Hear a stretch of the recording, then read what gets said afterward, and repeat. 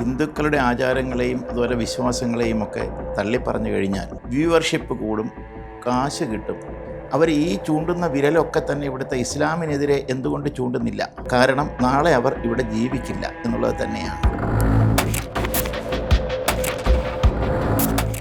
മോഹൻലാലിനെയോ മമ്മൂട്ടിയെയോ അതുപോലെ മഞ്ജു വാര്യരുണ്ട്, ശോഭനയുണ്ട് തുടങ്ങിയിട്ടുള്ള ആളുകളെയൊക്കെ വെല്ലുന്ന നടീയും നടന്മാരുമാണ് ഇന്ന് നമ്മുടെ ചാനലുകളിൽ ഇരിക്കുന്നത്. അതുകൊണ്ടാണ് ഇവിടെ ഇന്ന് ഒരു ചോദ്യം തന്നെ വന്നത്. മാധ്യമങ്ങൾക്കെതിരെ എന്തെങ്കിലും പറയാൻ ആരും തയ്യാറാവുന്നില്ല, ഇവിടുത്തെ ജാതി സംഘടനകൾ തയ്യാറാവുന്നില്ല. കാരണം ഇവരൊക്കെ ഇവരുടെ സ്വാധീനത്തിൽപ്പെട്ടിരിക്കുക. മുമ്പൊരു മന്ത്രിണി ഉണ്ടായിരുന്നല്ലോ, സ്ത്രീകൾ കുളത്തിൽ കുളിച്ച് നേരെ ദർശനം ചെയ്യാൻ വരുന്നത് അവരുടെ ലൈംഗികത പ്രദർശിപ്പിക്കുന്നതിന് വേണ്ടിയിട്ടാണ്. എവിടെ പോയി SIT ശബരിമല കൊള്ള? ഇന്ന് എവിടെ നിൽക്കുന്നു?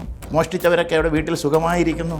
ഹിന്ദു എന്ന് പറയുന്നൊരു വിഭാഗം ഇവിടെ ജാതികളായി മാറി നിൽക്കേണ്ട ആവശ്യം, തമ്മിലടിക്കുകയും ചെയ്യേണ്ടുന്ന ആവശ്യം ഇവിടുത്തെ പാർട്ടിക്കാനുള്ളത്. ഭദ്രകാളി അമ്മയുണ്ടെങ്കിൽ ഈ പറഞ്ഞവരൊക്കെ അനുഭവിക്കും എന്ന് പറയത്തക്ക രീതിയിലേക്ക് ഈ ഇടതുപക്ഷക്കാർ മാറി.